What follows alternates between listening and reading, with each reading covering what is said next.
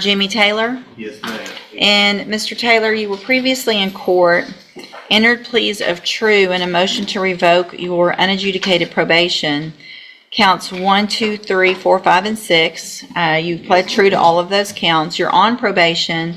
The second-degree felony offense of theft of property with previous convictions with findings that prior offenses were true. You were placed on that probation January 24th of 2024. I have received the pre-sentence report, as well as there was one incident report from the jail, a page that should have been sent to you all, and also Mr. Coleman has also provided a copy of the court's sentencing hearing, a transcript from that original sentencing back on January 23rd of 2024. Has everyone had an opportunity to review all of those things? We have, Your Honor. The state has, Judge. Are there any additions or corrections to that updated report?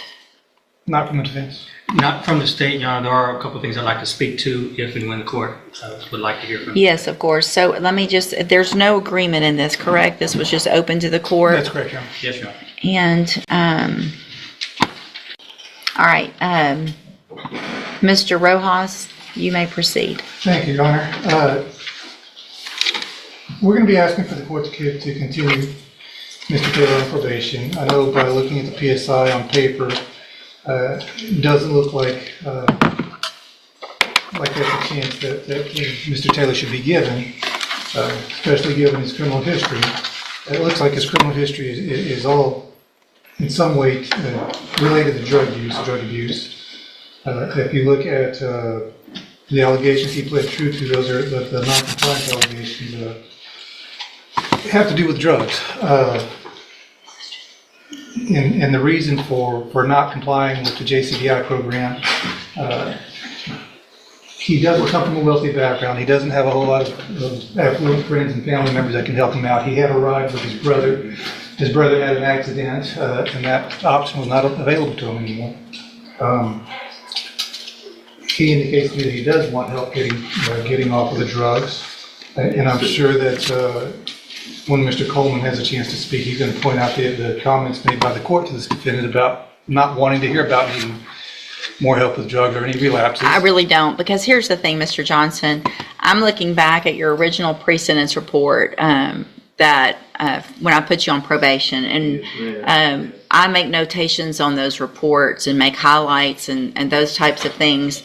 And I'm noting that in that report, you already, before this case, had gone to ISF and SafeP. And then on this probation, I sent you to ISF at the beginning of the probation. Is that correct or no? I believe parole was sent into ISF. Yes, ma'am. So you were on parole. Yes, ma'am. I gave you a probation against Mr. Coleman's wishes and really against what looked like I should have. You went to ISF regardless of who. So you've been to ISF twice. Is that correct? You're looking at her. You've gone. Have you been to ISF once or twice? How many times? How many times? Twice in 20 years. Okay, so you've I've been in prison 23 years out of the last 30 years. So I've been doing my time, and but you I keep haven't had a chance to, to do what? Because you've been to SafeP, you've been to ISF, and you went to ISF more recently, right? Yes, ma'am. Okay. As soon as I got out, I got it right on probation, and I haven't had a chance to. You got right on probation. You didn't. Yes, ma'am. You And I tested. had to go to Beaumont, which You I'm tested from, positive so for cocaine Yes, after I all of understand. this time, and all of the different things that have been given to you, and the opportunity that I gave you back in January of last year. You pled open, just open to me. I could have done Yes, I did. anything. Yes. I could have sent you to prison for 20 years, 10 years, and I gave you an opportunity. And I said on that day, because Mr. Coleman printed it out for I know me. what you said. Well, Ma'am. so how do I do anything other than what I said? I mean, the situation. I've got parents. My mother's 90 years old, man. I don't want her to die and I be Hey, in prison. we're not talking about anybody You but know, you today. Yeah, I know. I'm sorry your mom's that old and that you Yeah. haven't been around to be with her, but that's whose fault? It's not gonna be my fault if you're not there. How about some personal responsibility instead of my mama's old and don't send me to prison? You know,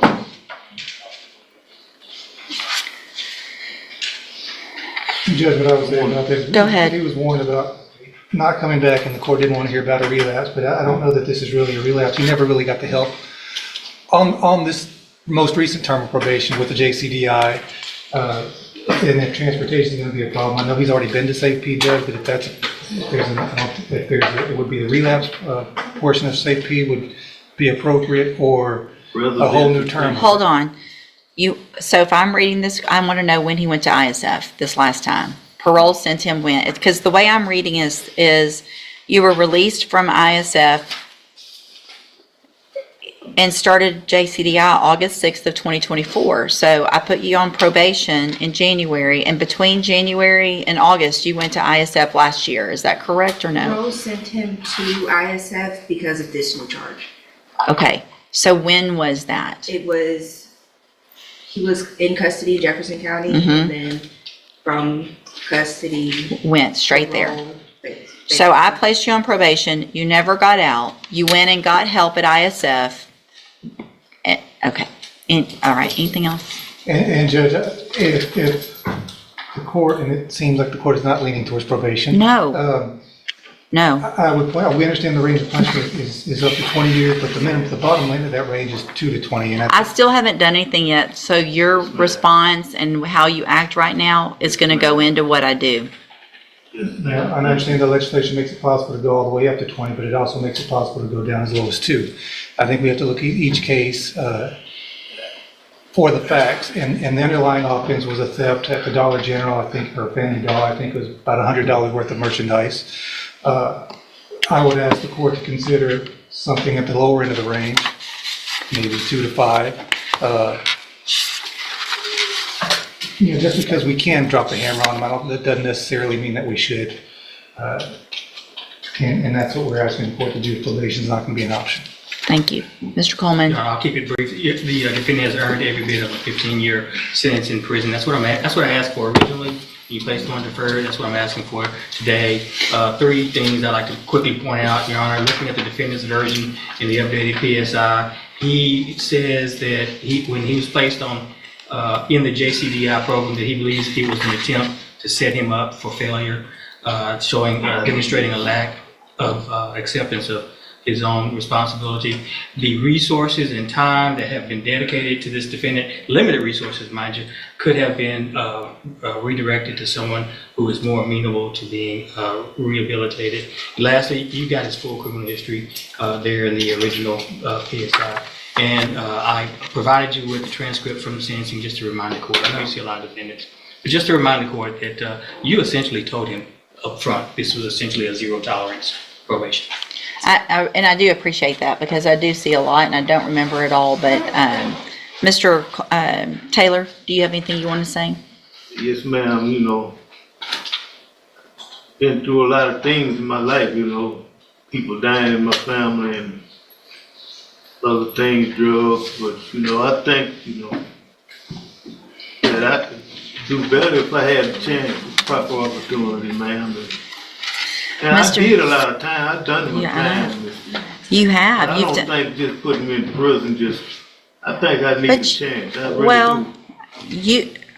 It doesn't make any sense because you're saying, you've done a lot of time, and at some point you either say, I don't like prison and I want to do better. That's what I want, man. But you didn't take advantage of the opportunities you were given. You're saying you want help, and we gave you help, or parole gave you help. So you didn't even get out on my probation yet.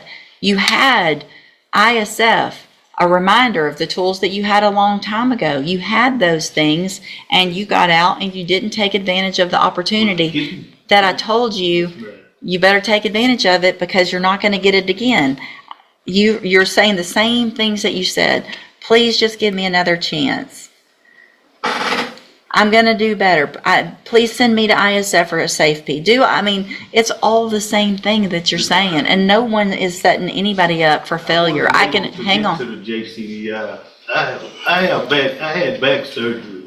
So what you're telling me is when did you have back surgery? 8 years ago. Okay, But they only did half. part of my listen, back. listen. I'm not making You're, excuses. you I'm are trying making, to- you are, if you're throwing out to me that you had back surgery 8 years ago, then you are digging for everything you possibly can, and we're done with all that. I'm going to find that you previously entered your pleas of true to counts 1 through 6 freely and voluntarily. I'm going to find those counts true. I'm going to find sufficient evidence to find you guilty, and at this time, find you guilty of theft of property with previous convictions. I'm going to sentence you to a term of 12 years in the Institutional Division of Texas Department of Corrections. You will receive credit on that sentence for any time that you've been in custody that the law gives you the right to receive. I'm going to hand you trial court certification that shows this was not an agreement. You do have some limited rights to appeal. You can talk to Mr. Rojas about that.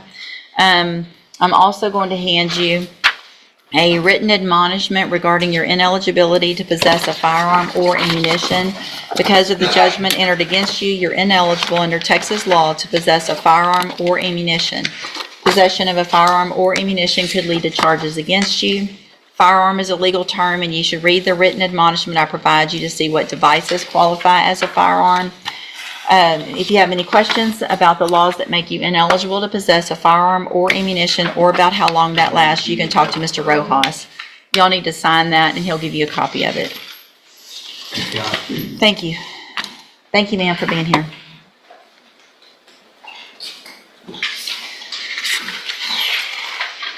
Ms. Holmes on Demario Flukas. That's just fair. It looks to me 12 years. Hey, come back, Mr. Taylor. Come here. Let me tell you something.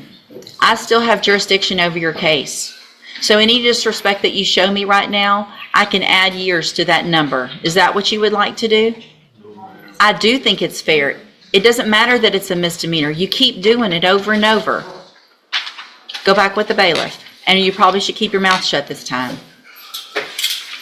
And there it is, the final twist. The judge isn't just ending the hearing, she's sending one last message. Even after a 12-year sentence, courtroom behavior still matters. One wrong move, one disrespectful comment, and things could get even worse. What do you think? Was 12 years a fair sentence after all the chances Mr. Taylor received? Or should the court have given him one more shot? Let us know in the comments.